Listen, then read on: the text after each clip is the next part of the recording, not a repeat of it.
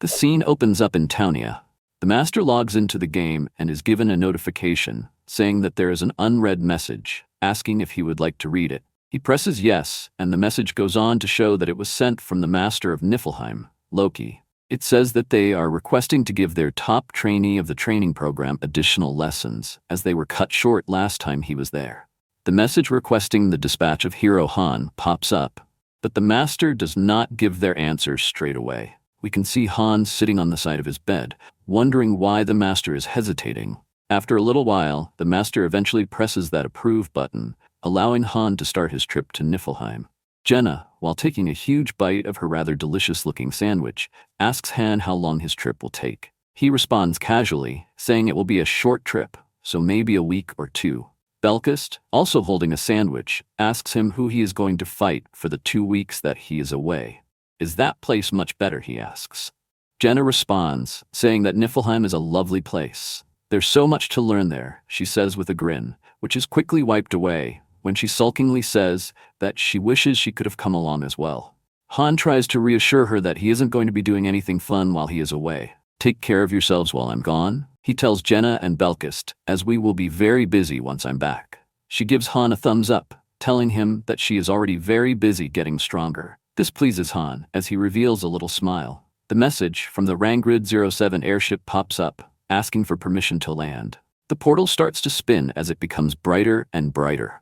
Eventually, the airship makes it through the portal and grinds to a halt inside Townia's loading bay. Han asks Lottie, the repair lady, how the repairs are going. She tells him she is nearly done preparing her masterpiece, and progress has been sped up as more people have come to help her in the mechanic department. He asks her about her subordinate Cadio. He is teaching the twin mages in the magic hall, she says. We are going to stop by some nearby ruins to test out the airship, Lottie tells Han. Han tells her to take the fourth party and a few of the talented non-party members.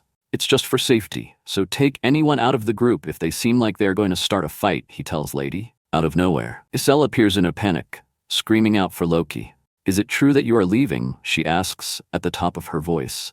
Han apologizes, saying that he is sorry he forgot to tell her. She asks Han if there was anything that she did wrong, and that maybe he is trying to abandon her in her Townia.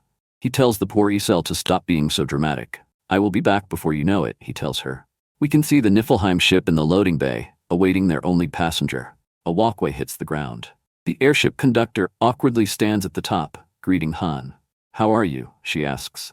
I apologize for last time. She asks Han if she has permission to take off, and he just blankly looks at the woman, assuming that his real identity has been revealed to her.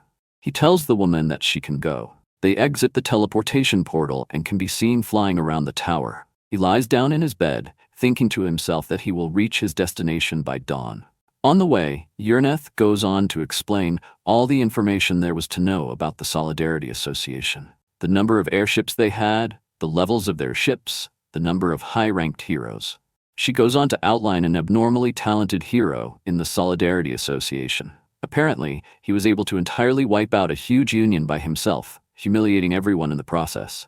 The few lucky survivors said that he was for sure a 7-star hero. Han chuckles to himself, remembering that people said the same thing about Cirrus, and yet she is only a 6-star. Suddenly, a huge flash of light breaks through the window. Han is startled at the sudden flashbang and runs outside to see just what is happening. The conductor points to something above her. When Han turns his head, he sees the symbol of the Solidarity Association. That's a fast ambush, he tells himself as he prepares for battle. A booming voice comes from a loudspeaker in the Solidarity ship. You guys are from Niflheim, right? The arrogant people that are so full of themselves. All those with the mark of the black goat will not survive. After the booming voice stops shouting in their ears, the lady conductor apologizes to Loki, saying that she didn't expect anyone to find them so early on in their trip. She asks him what they should do, as they don't have any weapons on board, as they aren't on a battleship. The booming voice appears again, announcing that they will kill everyone on their ship. A cannon blasts through the only protective layer on the ship, and a bunch of the crew members use this opportunity to get on, surrounding the two in an instant. The leader chuckles, saying that she will make them both regret the day they were born. Liddell tells Loki that she will stall for time. He asks her if she can use any buff spells, and she responds, saying that she can use basic health and strength buffs. One of the Solidarity members runs towards Lettel, proudly announcing that he is level 50, and that neither of them know their place. Before he can even start his next sentence, Han quickly slices off the man's head in a matter of seconds. All the other members are now too scared to even move. Han screams at Lytle to use her spells. With the newfound strength from her buff, Han takes a battle-ready stance, aiming his sword towards his enemies. The leader rushes forward, crashing into him. "Don't get so full of yourself, just because you took down one level 50 hero," she screams. The leader reveals a scary grin, complimenting Han on his fighting ability while being a low-level noob. She unleashes a set of attacks, telling Han to try and block her. While being pushed back, he thinks to himself that his opponent has to be level 70 or higher. "I might have defeated the level 50 guy because he let his guard down, but there is a big difference between our basic stats," he thinks to himself. Just when he is about to lose his grasp on the fight, a huge bolt of lightning makes its way to the two ships.